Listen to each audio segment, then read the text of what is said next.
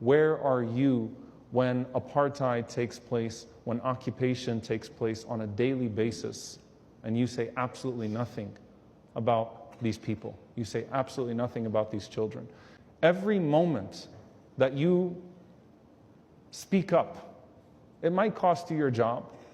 It might cost you something at work. It might cost you this and it might cost you that. It might cost us collectively some sort of political currency. It might cost us all sorts of different things. But this is for the sake of Allah subhanahu wa ta'ala. And so you have to be willing to use whatever voice you have. Right now, as this public narrative is entirely dominated by this occupational machine, it's important for you to use everything that you have to bring forth the cause of Palestine that has been ignored, and not let anybody put you on the back foot.